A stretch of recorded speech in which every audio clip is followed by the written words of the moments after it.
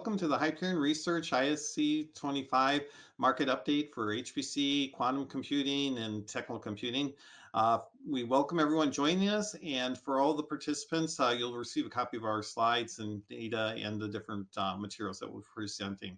For those of you who aren't familiar with us, Hyperion Research has been around for 39 years. We used to be part of International Data Corporation. We spun off about 8 years ago. And we also operate the HPC User Forum, which we've had 85 meetings in the last 25 years. And we welcome and thank everyone for joining us, presenting, and helping us make such a success for both parts of our business. Here's the Hyperion Research team. We have a number of really great analysts, survey specialists, consultants, and account reps. Part of the background of the work we do, these are the different topic areas. We have regular publications on, market updates. We do try to track everything sold around the world in the market every quarter, and including 5-year forecasts in every market area, technology area, that we track. We look at traditional HPC, of course, AI with machine learning, deep learning, and all the new things happening there. Cloud computing, which is growing at a very high rate. Also storage and new data technologies, interconnects, and all the different topics here. We are also developing a new way of measuring R&D and looking at leadership computing. And we welcome any of you to help participate in our studies on doing the different topics here. So with that, a little bit of a market update on what's going on in our view, the HPC and AI market. Looking at 2024, it was one of the strongest growth years we've ever seen, at least in the last 2 decades. At around 23.5%. If you look at the on-prem server portion, that represents around 42% of the market with storage, software, and services. And then cloud computing now has grown to be about 15% of the market. The amazing part is if you look at all the different spending to run HPC AI workloads for technical computing, it's now over $60 billion a year in total spending. So just tremendous growth. This is how the market looked last year by vendor. Hewlett-Packard is the market leader with Dell and Lenovo very strong also. We also have a new category that we're tracking, which I'll cover in more detail, the non-traditional suppliers. So those are not a regular vendor, but they're different companies like NVIDIA, Supermicro, who are now selling complete systems in the market. And this is how the market looks as far as our new segments. Our new segmentation, we have leadership computers, which are over 150 million US dollars. Supercomputers, which we've redefined now to be 10 million to 150 million dollars per server. Large HPC, 1 million to 10 million. Medium HPC, 250,000 to 1 million. And then entry-level HPC is under 250,000. You can see 3 of these segments are roughly 25%, which is kind of what we want. We'd like the segments to be similar in size. If you notice, leadership computing, though, is a smaller segment. It's 5% as far as last year. But the reason we wanted to separate this out is the buying behavior, the type systems, the uniqueness of leadership computers is really migrating to be in a different category of itself. So we kind of want to watch that, track it, and see how that's happening in more detail. Here's how the market divided out by the different verticals or application areas. You can see that tremendous growth across all the segments, except for mechanical design, which is slowly moving just to a workstation or desktop environment as opposed to requiring a server. But you can see many of these segments now are over $1 billion each, and government labs actually grew it the most. And again, there were 2 US exascale machines last year in DOE, and that represented some of the really spiking high growth in the government lab segment. And here's how the market broke out by the different regions of the world. North America, again, is larger than usual. Normally, North America is around 48%, but the 2 exascale machines caused it to be larger. We're expecting Europe next year, for example, to be larger than 24% because we expect to see at least 1 exascale machine be accepted next year. But this is how the market looks by region. And we do track 28 different countries if you're ever interested in the information. So as far as going forward, we're expecting 2025 this year to be a fairly good growth year, actually a strong growth year. But at the same time, we have some big concerns. This is, again, we're like right after COVID hit in that zone where forecasting is more difficult than normal. The whole global economies, tariffs, trade rules, restrictions, and changes like that are having quite an impact in the marketplace itself. some of the supply chain restrictions as far as where GPUs can be sold, and also all the changes as far as different parts of the regions of the world developing their own technology. So we think there's a lot of shifts here, and we're not sure where all they're going to land. But at the moment, we think that 2025 will be a strong growth year. And looking more for further out over the next 5 years, we do expect to see very strong growth. We're also expecting to see both the AI segment of HPC and the traditional HPC segment to show high growth. In this chart, I'm showing the yellow area is that new non-traditional supplier that I was mentioning. This is companies like NVIDIA, Supermicros, and others selling complete systems on their own. And that's gone from being almost noise in the market in 2020 to being fairly substantial in 2023, and then very strong, this last year in 24 and going forward. So this has caused us to, redefine the market. And so whenever we redefine the market, we maintain data on the previous definitions plus the new definitions. But you can see here the magenta line was our old forecast and the black line is our new forecast. So a tremendous change in both the size of the market, but also the growth trajectories in the market. In this table, I'm taking out one more year to 2029, which is our new forecast that we're just finalizing right now. We're expecting to see the total market to be on the order of 47 billion, maybe it'll be 48 billion. We're done with all the numbers. The traditional HPC is growing very well, and then the non-traditional segment is where the high growth is, and that's very heavily the new AI technologies. It's just amazing. Every couple months, we're getting demos of new AI applications, ways of doing it that are just phenomenal. So we're seeing a lot of growth there. And in this chart, I'm showing the comparison between what we call the AI-centric servers and then the traditional HPC-centric servers.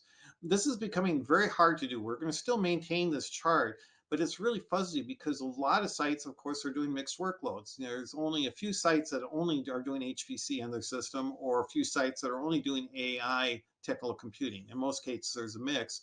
But this is an example where we're trying to separate them out. So you can see the traditional HPC workloads in red are kind of growing, but at a fairly slow rate, whereas the AI-focused HPC applications are growing at a very high rate at the moment. And again, like I said, we're tracking this, but it's a bit on the fuzzy side on the data.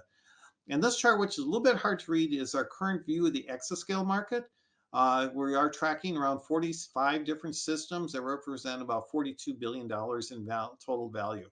So again, this portion of the market, which we now have that separate category for, really are different machines in many cases, whether they're the first of a kind technologies or new technologies or unique technologies just for themselves, or test beds for new types of processor designs, within different regions of the world.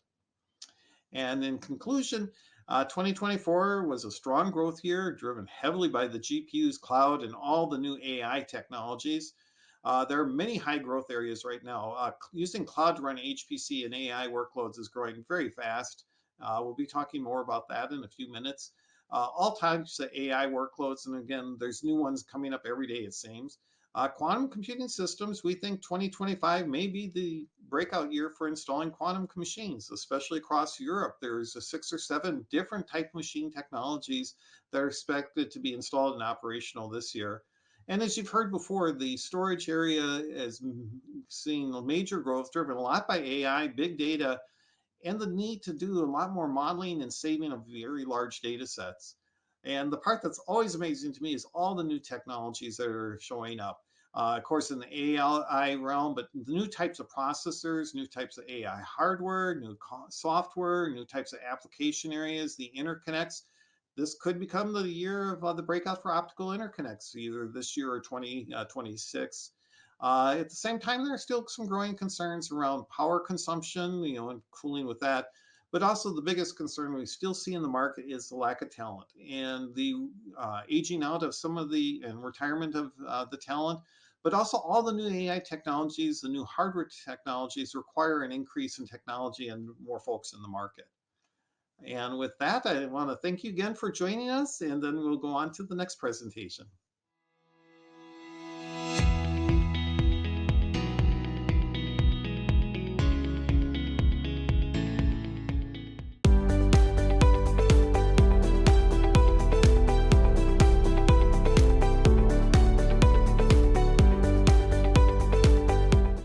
Hi, how you doing? I'm Bob Sorensen, Chief Analyst for Quantum Computing here at Hyperion Research. I'm going to give you a quick overview and summary of our fifth annual Global Quantum Computing Market Survey, which was funded by the Quantum Economic Development Consortia, a group funded by the US-based National Quantum Initiative, but which has an increasingly international reach in terms of its membership, which I think is a great symbolic representation of how global quantum computing really is. It's no longer a single country or a single entity. It is a worldwide phenomena at this point. Let's just jump right into the numbers here. So as you can see, we estimated that in 2024, last year, the quantum market was worth about $1.07 billion. We're projecting a 27% annual growth rate out to 2027, which brings the total market to about 2.2 billion in 2027. Now it's interesting if you look at these are the last estimates we've done over the 5 years, and you can see that the curve is moving away from a linear one to really start to exhibit the characteristics of exponential growth. And we really support the idea that quantum is really positioning itself to just really start to show some aggressive performance gains from a revenue perspective in the out years. One of the reasons that we're optimistic about this is when we asked quantum computing suppliers about what they saw as top end user sectors in 2027, you can see here that quantum chemistry related issues, R&D and quantum technologies, pharmaceuticals, university academia, financial and such, were all mentioned as leading sectors. But the key here really is looking at the fact that quantum computing is viewed as being attractive to almost every sector that spans academia, commercial, and government. And specifically within the commercial sector, there is applicability or at least perceived end user value in almost every vertical that we tend to track here at Hyperion in the classical computer sector. That's one of the main reasons we have significant optimism about where the sector is going to be going in the next few years. Now, when we asked about primary end user motivations, why quantum computing suppliers think that end users are really interested in what's going on in the quantum space. The first one is pretty clear. It's implementing new algorithms not possible on classical counterpart systems. But really, another one by almost half of the survey respondents said they want to address concerns with future performance capabilities of classical computer systems. Deriving increased performance capabilities from classical systems is becoming much more costly, much more time consuming, much more power consumptive, and in some senses, certainly within the exascale range, is becoming outside the financial reaches of all but the most well-budgeted government agenda research projects. So really, quantum is looking to fill a number of voids, not only by bringing new capabilities, but to address some of the existing limitations in the classical HPC world. When we asked these same users about what was the hurdles to adoption from quantum computing, it really didn't come out to be things like technology in terms of where we're not really sure what qubit modality we need to deal with or what kind of algorithms may be best suited for our workloads. The biggest one became the question of how can we integrate quantum computing capabilities into our existing classical computing infrastructure. And that speaks not only from a hardware perspective, which really isn't all that complicated when you get right down to it nowadays. Quantum computing hardware has become much more productized and more amenable to being installed in commercial installations. But it's really more about the software integration. How can an organization introduce quantum computing capabilities as an accelerator that's seamlessly integrated into their existing classical computation ecosystem? And that is a traditional kind of concern with any new technology. It's really not the technology per se; it's the integration capabilities that bring some problems to bear. And of course, the third one, traditional kind of concern about demonstrating ROI. How can you justify the procurement of a quantum system or use of quantum capabilities from a return on investment capability? As more and more compelling workloads and demonstrated performance gains over classical systems come to the fore, we think that's going to become a much more trivial problem to deal with. When we asked about what end users were, how they were working forward in all this, we talked to quantum computing suppliers and found that right now about 71% of quantum computing suppliers actually have a current relationship with at least one quantum computing end user. And of those 71% of the respondents we talked to, 74% of those organizations said that they're involved in partnerships to explore new sector or vertical specific related opportunities. This is where quantum is moving in some sense from a general purpose kind of application to something that says, okay, we have solutions that are specific to, say, the oil and gas, the finance sector, the aerospace sector, the government or academic sector. The partnerships are really about the exploration of what quantum can bring to specific end users who have their own class of problems, their own computational capabilities that they want to accelerate, and really to come up with much more user specific use cases for the quantum systems. We can talk a little bit quickly about some of the major algorithms that the quantum computing sector is looking to. Certainly modeling and simulation, optimization, and AI-based applications are seen as most viable going forward, but we're seeing some emergence in terms of hybrid quantum algorithms. And here there's a combination of both, the idea that quantum algorithms can have some element of mod sim, some element of optimization, but also the sense that quantum classical hybrid algorithms also could be an important tool in the toolbox when it comes to some interesting applications in the quantum classical compute environment. Some of the QC architectures that are most popular, as seen in, say, by 2027, the NISQ machines, the noisy intermediate stage quantum systems, are certainly going to be the dominant capability going forward. What we saw this year that we hadn't seen before is the emergence of importance of digital simulators, both classical CPU and GPU based machines that are geared towards really helping those who are developing quantum algorithms and applications fine tune, test, and verify their quantum research on machines that are, quite frankly, error free. This gives them the ability to build confidence in those applications and algorithms. So when error corrected quantum systems come online, they have already verified them on classical counterparts. The access to hardware is one of the biggest changes we're seeing now, is where quantum has traditionally been more of a cloud access model, where end users had a low barrier to entry, a pay-as-you-go model, got ability to change vendors, change quantum modalities with ease.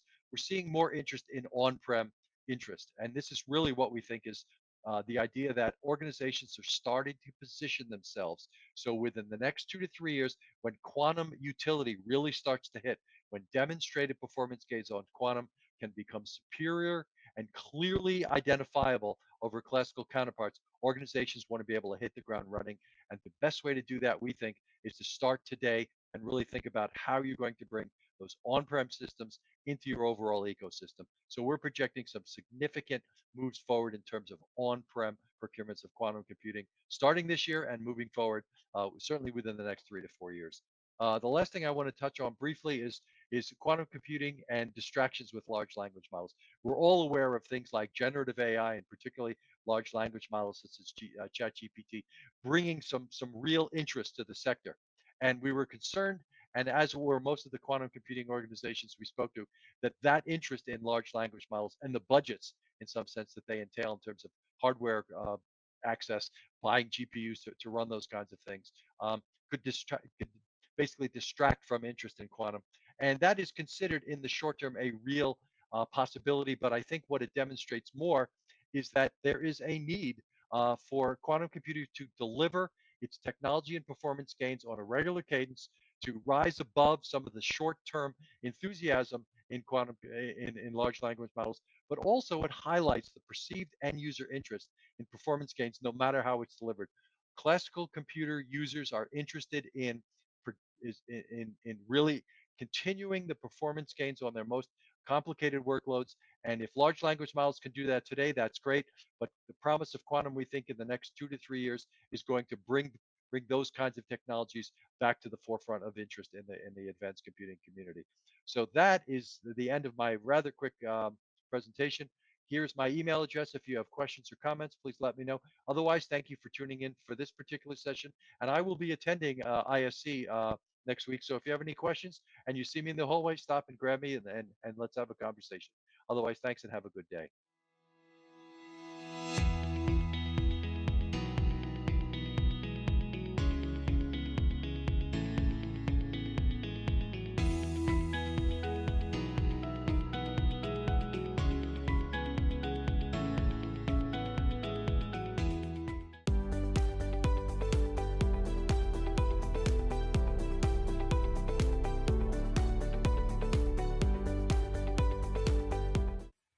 Hi, I'm Mark Nosikoff, Research Director and Lead Analyst for Storage and Interconnect and Cloud Research at Hyperion.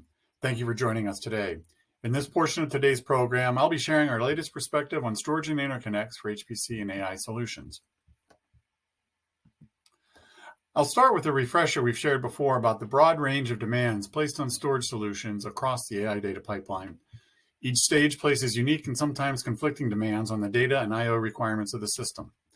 Storage solutions have evolved far beyond just performance, such as bandwidth, throughput, and latency and capacity, and into data platforms that increasingly know about the data and do more than just move it and store it. As you can see, each stage places different requirements across multiple dimensions on each stage of the pipeline. Access pattern, access type, access frequency and intensity, amount of data, and locality all have an impact on requirements at each stage. Other areas impacting requirements and performance of the data platform and system interconnect include model training, type, frequency, and size, data type, data mode, security, compliance, and last but not least, the parallel file system, and whether one is needed at all.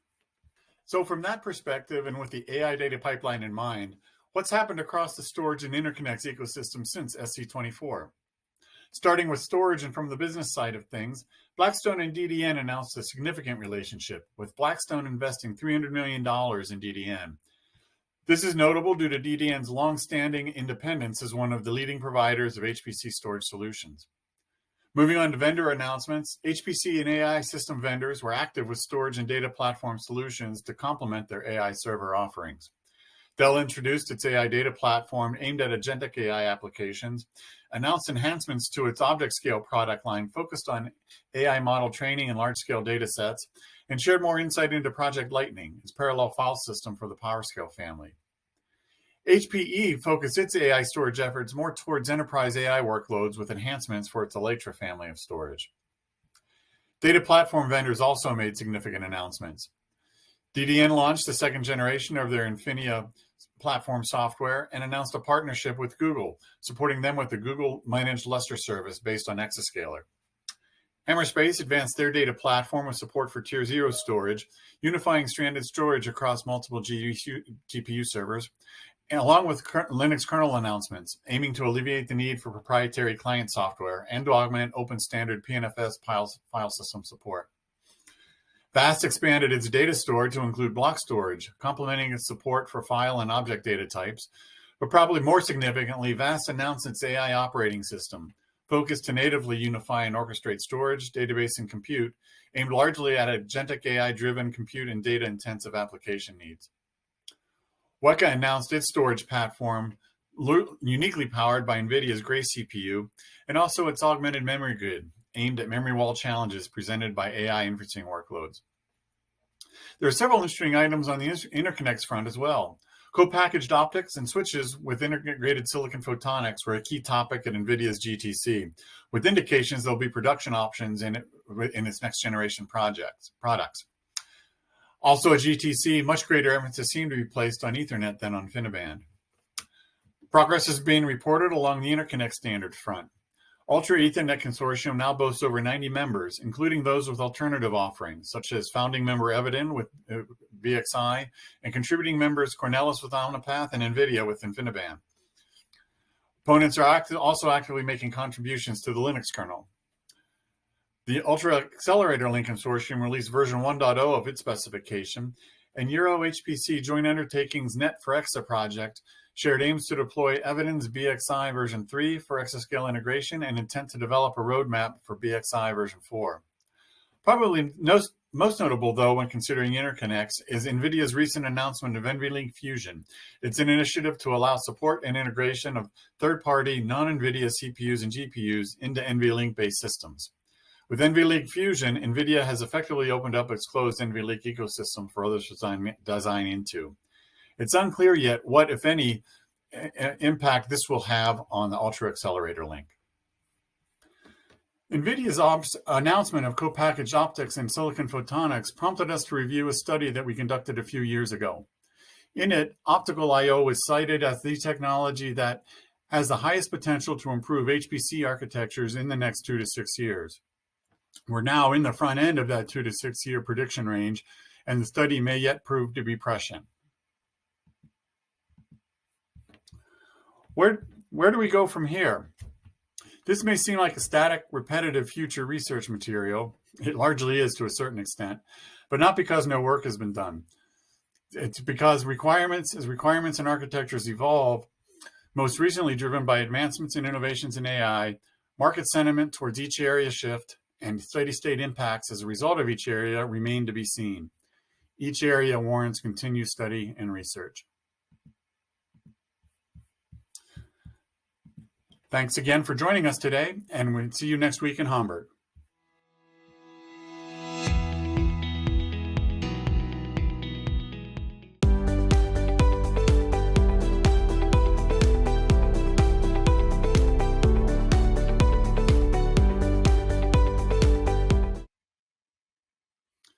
Hi, I'm Mark Nosikoff, Research Director and Lead Analyst for Storage and Interconnect and Cloud Research. Thank you for joining us today. In this portion of today's program, I'll be sharing the latest perspectives on HPC and AI in the cloud. I'll start with some market data before spending some time on what has transpired since SC24. I shared these during our SC24 breakfast briefing, but wanted to spend some time on them again. This data from our most recent global market survey shows respondents' preferred CSP provider. AWS was cited as the most preferred primary CSP, and Google moved into the second most preferred, surpassing Azure from the prior survey. However, when considering all CSPs used as respondent sites, Google and Azure are effectively tied as the second most preferred. Preferences shift when looking at respondents who run 50% or more of their AI workloads in the cloud. AWS remains as the most preferred, cited by a large percentage of the respondents. Azure Edge is slightly ahead of Google as the second most preferred. Turning to look at market share, HPC AI-related revenues are increasing for most global CSPs, with some shifting of share. Looking at the latest available market share data, note our year-end 2024 results were not available at the time of this recording. AWS maintains a strong market share position, albeit with competitors gaining share at AWS's expense. Google Cloud Platform edged past Microsoft Azure with the second highest share position. Services from the NeoCloud class of provider are also gaining share, as seen in the growing other category. More on NeoClouds in a bit. So what's happened since SC24 relative to HPC and AI in the cloud? While not an exhaustive or all-inclusive industry summary, this gives a flavor for the investments and innovations occurring across the cloud ecosystem. From the technology and service provider side of things, each of the CSPs made significant announcements at their respective annual industry and developer events. Most, if not all, major CSPs announced availability of NVIDIA Blackwell-based instances. Google revealed Ironwood, its 7th generation TPU, along with new H4D VMs, enhancements to its cluster toolkit and cluster director, and Google Cloud managed Lustre to complement its parallel file system offering. AWS announced GA for Trainium 2 and a preview announcements for Trainium 3, along with FSX support for EFA and GPU Direct. Azure announced new HP v5 VMs and new security and DPU silicon for in-house use to complement their in-house Maya AI accelerator and in-house Cobalt CPU. From a cloud adoption and business perspective, CoreWeave executed a much anticipated IPO, a market recognition of potential for this class of service. And after an extensive planning and evaluation period, UK Met switched off their on-premises machine and shifted production operations to dedicated Azure infrastructure, having completed the final step of running at full production in both environments for a month.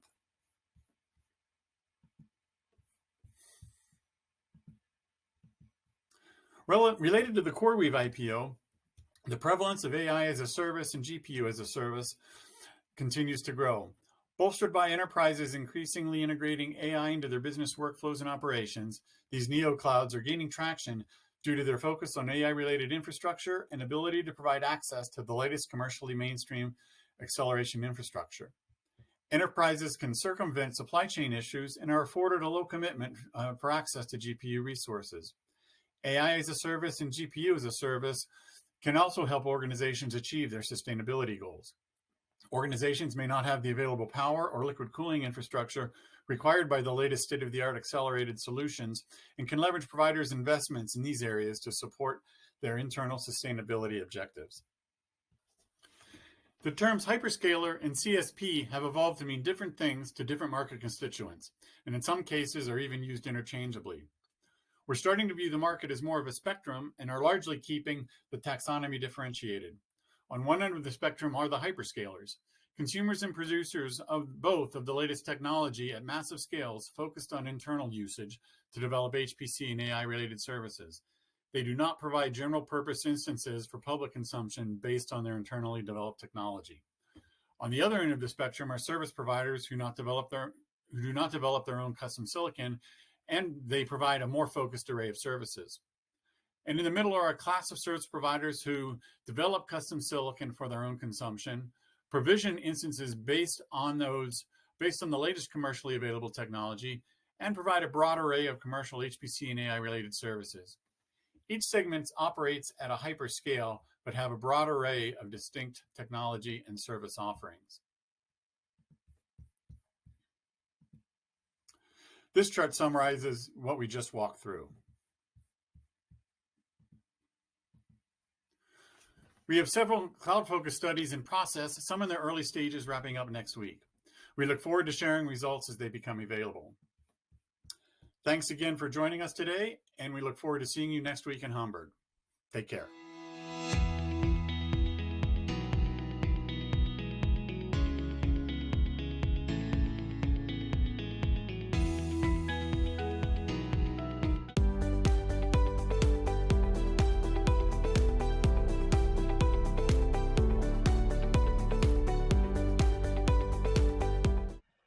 Hello, my name is Jacqueline Ludema, and I'm excited to share some insights on the evolving energy challenges and sustainability solutions in HPC data centers. I'll walk you through some trends that are shaping this landscape and the innovative strategies helping organizations tackle their sustainability goals. So the energy challenge at hand, data centers are currently consuming 240 to 340 terawatt hours. This is an estimate for 2022 by the IEA. This is accounting for 1 to 1.3% of total electricity demand, and this number is expected to double by 2026. So we are seeing this shifting worldwide markets and to incorporate strategic energy solutions. In the European market specifically, we're seeing that Ireland, which has been in the past few years has been a data center hotspot, has currently halted new data center developments near Dublin until 2028 in order to protect grid stability and assess the grid's ability to handle new data centers. Amsterdam is enforcing similar moratoriums in order to address environmental concerns. This is causing a shift in the European market towards Portugal, Spain, Sweden, and Finland, where infrastructure is viewed as more sustainable. The regulations are different or are seen as more cost-effective at this time. At HPC and AI workloads, they are requiring increasingly dense power capacities. This is adding pressure to existing resources worldwide.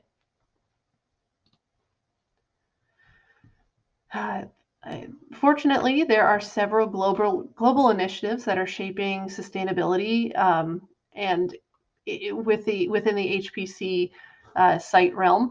In the US, they have the Cooler Chips program. This is supporting energy efficient cooling and renewable energy projects. The EU's Repower EU plan, it's accelerating clean energy adoption to reduce fossil fuel dependency. China is driving the hydropower investments for hyperscale centers, and Japan's Cool Japan initiative is focusing on next generation cooling technologies in high density data centers. These programs are illustrating a growing commitment to energy efficient and sustainable HPC operations. At the data center level, we are seeing innovative solutions for efficiency. We're seeing sites doubling down on their liquid cooling, prioritizing heat recovery systems, and innovative server solutions. So in a recent study, we found that 67% of sites surveyed were using some form of liquid cooling, and they projected that these sites also projected that they would increase. This would increase up to 80% within 12 to 18 months. We're also seeing liquid cooling at brownfield sites that don't necessarily have the infrastructure for liquid to liquid cooling. They are prioritizing incremental cooling upgrades, like liquid to air cooling, in order to get in on this liquid cooling because the demand is there.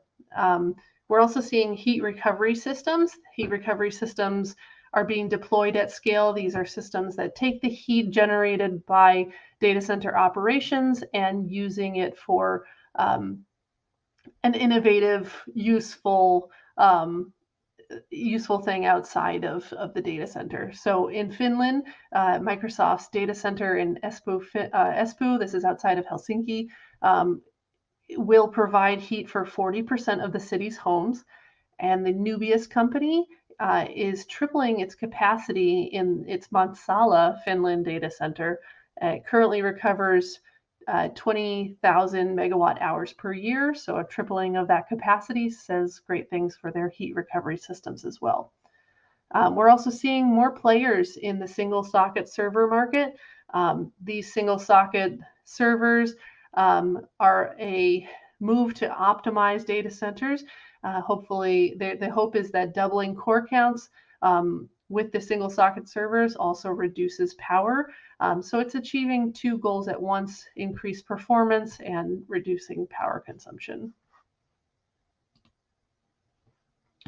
Our recent study also shows that sites are implementing at least 3 priorities within their sustainability goals. The most popular, most selected were optimized cooling and power distribution, efficient hardware configuration, and optimized workloads. Optimized workloads, I'll jump to the next slide, is the concept of identifying efficient workloads on premises and in the cloud. Cloud is more and more so being used as another tool in sites' toolbox in order to reach their ESG goals.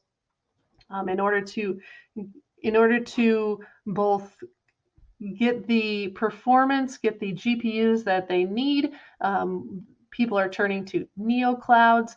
This is helping them avoid costly upgrades while also reducing their carbon footprint. And this is for good reason. The hyperscalers are leading the charge with 100% renewable energy goals. You've got NVIDIA's Reno facility, which is solar and hydroelectric.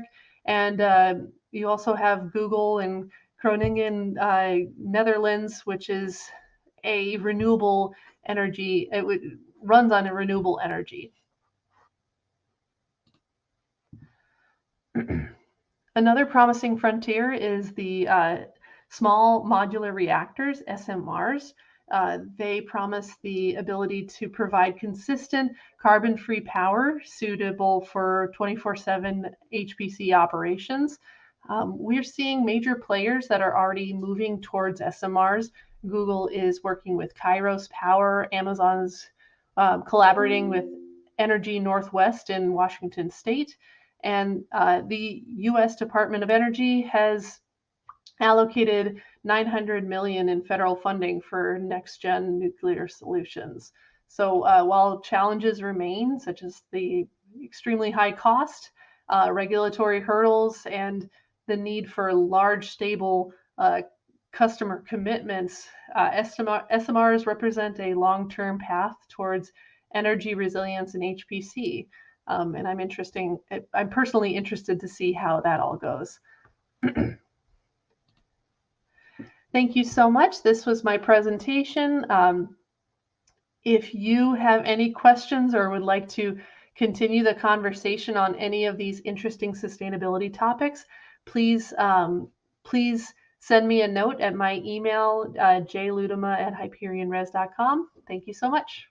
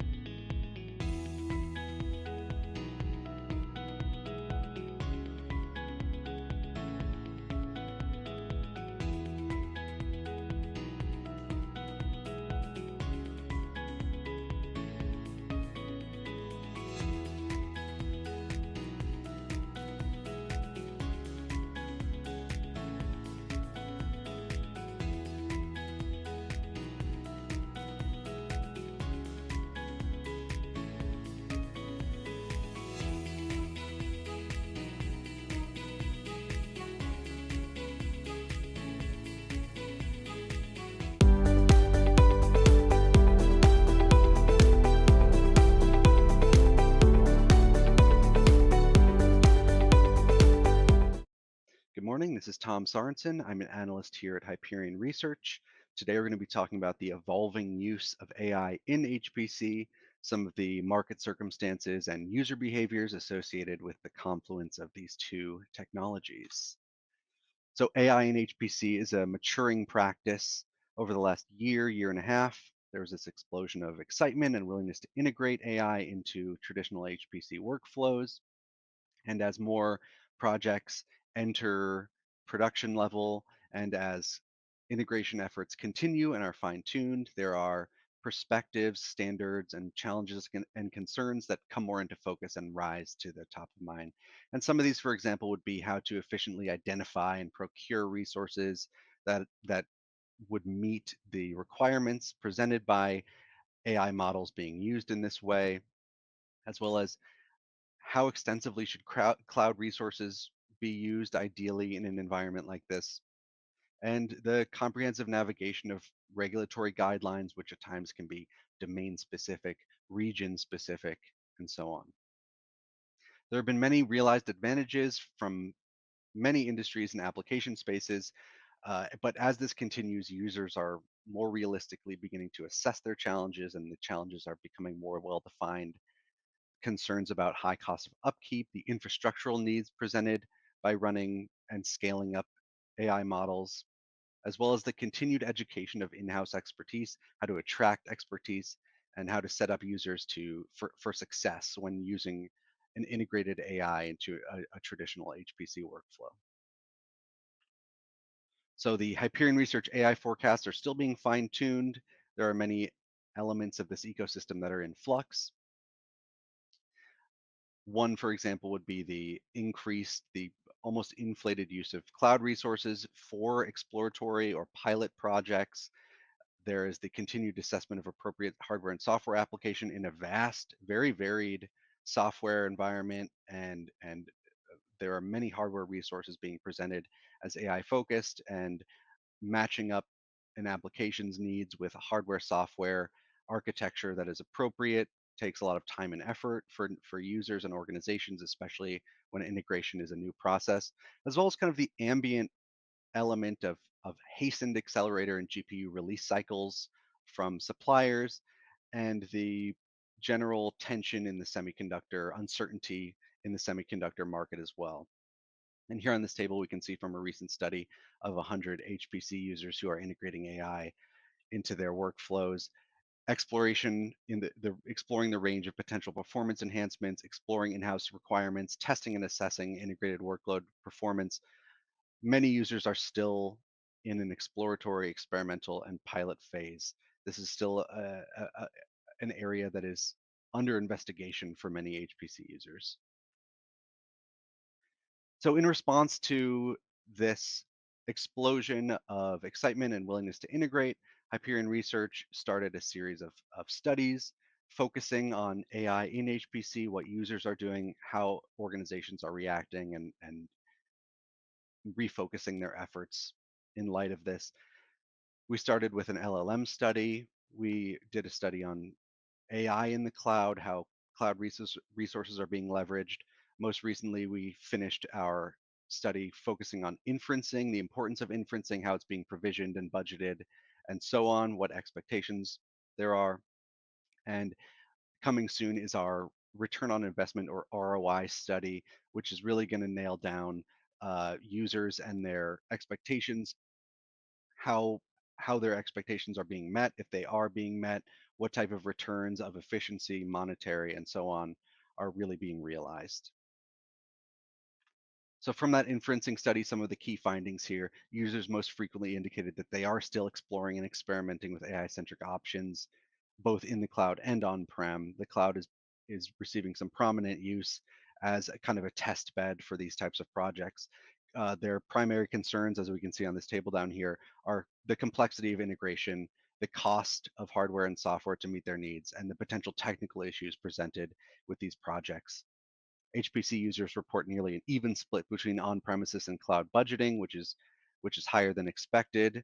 Then that reflects the use of cloud resources as for their exploration, for their experimentation, and the plurality of software resources being used to support AI inferencing is open source. There is a very varied and rich ecosystem of open source resources to meet these types of needs. Again, from this study, the 5-year anticipated percent of overall advanced computing budget for inferencing, we can see that there's a considerable amount of advanced computing budget being relegated to AI inferencing. Almost 10% of users are going to be budgeting more than 50% of their advanced computing budget for inferencing alone, which is quite considerable. Many of these users identified inferencing as very important into their current workflows. So I mentioned earlier our ROI study, which is very exciting. We think that this is going to be a high area of importance moving forward as AI and HPC matures. To what extent did integrating generative AI models into your HPC workload environment meet performance and cost expectations? We're trying to identify to what extent the expectations were met. How have budgetary plans changed over the last 12 to 18 months as expectations are met, exceeded, failed to meet expectations, and so on? Is there more confidence? Is there less confidence? What measurable monetary gains have been made from this integration? How long will it take to recover from the initial investment into this integration? And to what degree will you expand or contract Gen AI development, if at all, moving forward? So with that, that's my time. We're very excited about the maturation of this technology. More ground truths are being realized every day, and we are really keeping a bead on what users are doing, what organizations are doing, and how they're kind of managing these expectations with the real budgetary investments and labor investments made into integration efforts. So here's my email. Please reach out, questions, concerns, comments. I would love to hear from you and hear what you have to say. And with that, please have a great day. Thank you very much.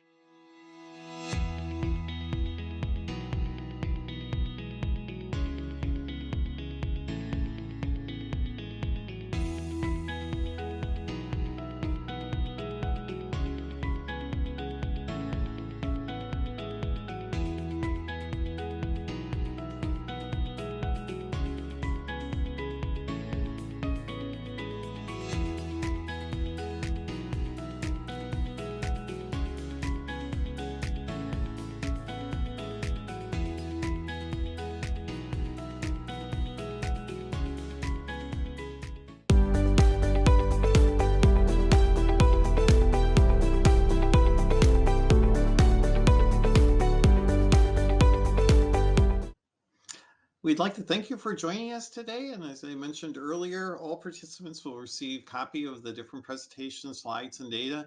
And if you have any questions that you want additional information or just want to talk about the market, please reach out to us. We'd be glad to have a conversation. Also want to invite everyone to join us at our future meetings. September, we're going to have an HPC user forum in Western Virginia. In October, in Paris. And then in November, we'll be doing our SC25 breakfast briefing also. And with that, I'd like to conclude with just a new way to measure the value of leadership computing and R&D successes in the marketplace.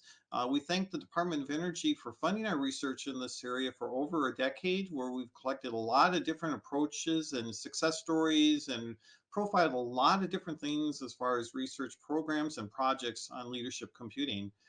And what we've done is we've created this metric based on really two criteria. One is how important was the discovery in the last 10 years? Was it one of the top one or two in a given specific field? Was it one of the top 5, 10, or so on as far as importance?